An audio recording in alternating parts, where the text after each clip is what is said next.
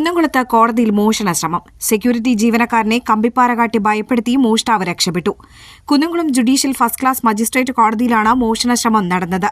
നഗരമധ്യത്തിൽ അതീവ സുരക്ഷാ മേഖലയായ കോടതിയിലാണ് മോഷണം ശ്രമമുണ്ടായത്. ബുധനാഴ്ച പുലർച്ചെ 1 മണിയോടെയാണ് സംഭവം. കോടതിയുടെ ഓഫീസ് മുറിയുടെ താഴ് പൊളിച്ചാണ് മോഷ്ടാവ് അകത്തു കയറിയത്. താഴ് തകർക്കുന്ന ശബ്ദം സെക്യൂരിറ്റി ജീവനക്കാരൻ കേട്ടതാണ് മോഷണശ്രമം വിഫലമാകാൻ കാരണമായത്. ശബ്ദം കേട്ടെത്തിയ സെക്യൂരിറ്റി ജീവനക്കാരൻ മോഷ്ടാവിനെ കണ്ടെത്തുകയായിരുന്നു. ഹിന്ദിയിലാണ് ഇയാൾ സംസാരിച്ചതെന്ന് പറയുന്നു.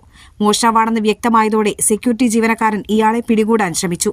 ഇതോടെ മോഷ്ടാവ് കൈവശം കരുതിയിരുന്ന കമ്പിപ്പാര കൊണ്ട് ആക്രമിക്കുമെന്ന് ഭീഷണിപ്പെടുത്തുകയായിരുന്നു. തൊട്ടു പിന്നാലെ മോഷ്ടാവ് ഓടി രക്ഷപ്പെടുകയും ചെയ്തു. വിവരമറിഞ്ഞ ഉടൻ തന്നെ നൈറ്റ് ഓഫീസർ ഗ്രേഡ് ASI സന്തോഷിന്റെ നേതൃത്വത്തിൽ പോലീസ് സംഘം സ്ഥലത്തെത്തി. തുടർന്ന് കോടതിയുടെ പരിസര പ്രദേശങ്ങളിൽ വ്യാപകമായി തെരച്ചിൽ നടത്തിയെങ്കിലും മോഷ്ടാവിനെ കണ്ടെത്താനായില്ല. നിലവിൽ കോടതി ഓഫീസിൽ നിന്ന് മറ്റ് രേഖകളോ വസ്തുക്കളോ മോഷണം പോയിട്ടില്ലെന്നാണ് പ്രാഥമിക നിഗമനം.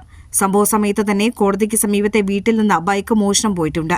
2 സംഭവത്തിന് പിന്നിലും ഒരേ മോഷ്ടാവാണോ എന്നതിൽ പോലീസ് അന്വേഷണം തുടങ്ങിയിട്ടുണ്ട്. പ്രദേശത്തെ CCTV ദൃശ്യങ്ങൾ കേന്ദ്രീകരിച്ച കുന്നംകുളം പോലീസ് അന്വേഷണം ശക്തമാക്കി.